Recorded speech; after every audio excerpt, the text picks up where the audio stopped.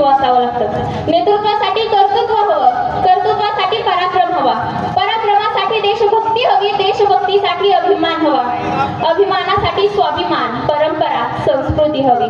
आणि मराठी माणसाला या सर्व गोष्टी फक्त एकाच नावातून अनुभवायला मिळतात आणि ते नाव म्हणजे छत्रपती शिवाजी महाराज. छत्रपती शिवाजी महाराज म्हणजे काय?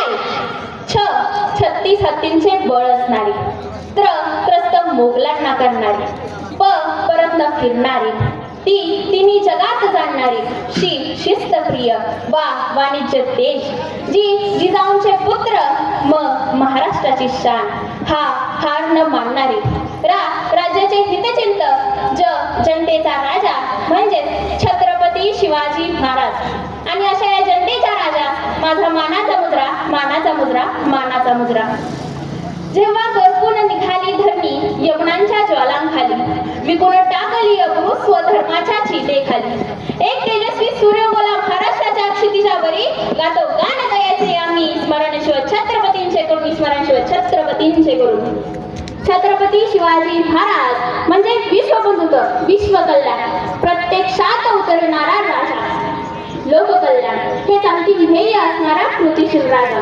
समता, समानता, न्याय, स्वातंत्र्य, बंधुता अशा सर्वच मानवादी लोककल्याणकारी तत्वांचा निर्माता राजा. शिव म्हणजे सत्य, शिव म्हणजे सुंदर, शिव म्हणजे लोक, शिव म्हणजे मातृत्व, शिव म्हणजे पितृत्व, शिव म्हणजे कर्तव्य, शिव म्हणजे कर्तृत्व, शिव म्हणजे महालोक कल्याणकारी स्वराज्य. जे करंजले गांजले त्याची म्हणून इथं फुले, तोची मराठा जाणावा शिवराय, तेथेची मानावा शिवराय, तेथेची मानावा. एवढे स्पष्ट मराठवादी तत्वज्ञान आचरणारा राजा म्हणजे छत्रपती शिवाजी महाराज. निराधारांचा आधार म्हणजे शिवराय, शोषितांचा आधार म्हणजे शिवराय, कलाकारांची प्रेरणा म्हणजे शिवराय, शिवरायांची प्रेरणा म्हणजे शिवराय. असे हे महान छत्रपती शिवाजी महाराज इतके विश्वव्यापी असून आपण सर्वांनाच तशी त्यांची ओळख नाही.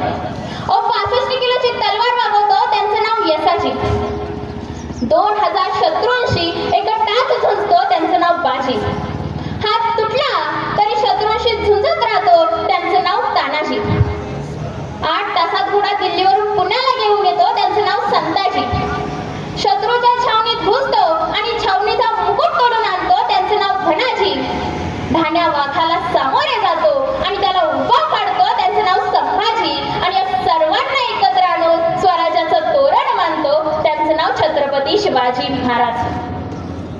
खरं तर नव्या वाटेवरून चालताना काचखळी असतात, दगड धोंडे असतात, अडथळे निर्माण करणारे, दिशाभूल करणारे विरोधक लोक देखील भेटतात. त्यावेळी वाट चालणारे वाटसरू आणि आधार देणारे गावकरी असतात. नवीन वाट निर्माण करण्याचा ध्यास घेतल्यास व ती निर्माण करण्याची कृती करण्यास जे अडथळे लागतात ना, ते केवळ दूर करावेच लागतात. आणि छत्रपती शिवाजी महाराजांनी सुद्धा हेच केले. स्वतः स्वराज्याची पायवाट चालले, वाटेतील काटे, कुटे, अडथळे, हिंस्त्र, वन्य प्राणी या सर्वांना दूर केले. नव्या वाटेची पायवाट झाली. याची वैवात व्हावी यासाठी अनेक मावळे, जात, धर्म, प्रांत, भाषा, रक्त, नाते विसरून स्वइच्छेने शिवरायांसोबत स्वराज्यात सामील झाले. त्यातूनच हे स्वराज्य उभे राहिले, हे शिवराज्य उभे राहिले. आणि असे हे महान स्वराज्य निर्माण होण्यापूर्वी अगदी लाचारीशिवाय मराठीत जगत होते. महाराष्ट्र ही देवदेवतांची आणि संतांची भूमी आहे. प्राचीन काळापासून आपल्या महाराष्ट्राला वारसा लाभलेला आहे. येथील भोळी भाबडी जनता हा वारसा सातत्याने जपत होती. कुटुंबासाठी राबायचे एवढेच त्यांना माहीत होते. सगळे कसे सुखात चालले होते. मात्र या साऱ्याला कुणाची तरी नजर लागली आणि पाहता पाहता महाराष्ट्राचं स्वातंत्र्य हरवलं. फार वर्षापूर्वीची गोष्ट आहे. महाराष्ट्रावरती यादवांची सत्ता होती. यादव शूर असले तरी कालांतराने त्यांच्या राज्याकडे दुर्लक्ष झाले होते. ते आपल्या चैनविलासामध्ये पूर्णपणे झुकले गेले होते आणि नेमकी हीच वेळ हवी होती परक्यांना. अल्लाउद्दीन खिलजीन त्यावेळी महाराष्ट्रावरती चालून आला. भयंकर युद्ध झाले. खिलजीने कोट्यवधी रुपये मिळवले. शिवाय तो रामदेव यादवांची कन्या जेटाई तिला घेऊन निघून गेला. यादवांनी फार मोठा पैसा उत्पन्न केला होता.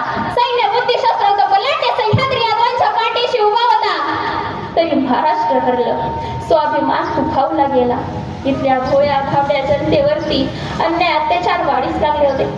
या रहितेस वाटत पुन्हा एकदा राम कृष्ण जन्म घेतील आणि आपण या पारतंत्र्यातून मुक्त होऊन ही धरती पुन्हा एकदा सुजलम सुफलम होईल. आणि अखेर तो दिवस उजाडला. तो दिवस होता फाल्गुन शुद्ध शके 1551, म्हणजे इंग्रजी वर्षाप्रमाणे 19 फेब्रुवारी 1630 रोजी पुणे जिल्ह्यातील जुन्नर शहराजवळ शिवनेरी किल्ल्यावरती छत्रपती शिवाजी महाराजांचा जन्म झाला. सगळे चौघडे वाजू लागले. राजमातांनी बाळाचे नाव शिवाजी असे ठेवले. शिवबांचे बालपण फार धावपळीत गेले. राजमाता त्यांना भीम, अभिमन्यू, कृष्ण यांच्या कथा सांगत असे, तर कधी नामदेव, एकनाथ यांचे अभंग म्हणून दाखवित असे. हळूहळू शिवराय मोठे होऊ लागले. त्यानंतर त्यांनी रायरेश्वराच्या मंदिरात स्वराज्य स्थापनाची शपथ वाहिली आणि स्वतंत्र राजमुद्रा संस्कृत भाषेत करून घेतली. ती राजमुद्रा अशी होती: पती मच्छंद्र लेखे व वर्देश नर विश्ववंदिता शाह सोहा शिवसेशा मुद्रा भद्राई राजते, मुद्रा भद्राई राजते. आणि त्यानंतर शिवरायांना पकडण्यासाठी अफजल खानाला पाठवण्यात आले. अफजल खान कपटी आहे हे शिवराय जाणून होते.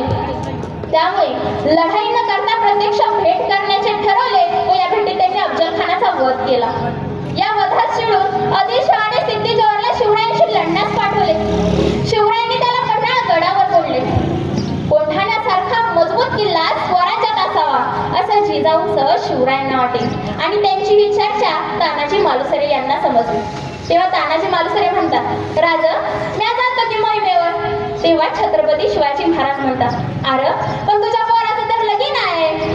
यावर तानाजी मालुसरे काय म्हणतात ऐका, राज आधी लगीन कोंढाण्याचं आणि मग माझ्या रायगाचं असं म्हणून तानाजी मालुसरे हे मोहिमेवर जातात.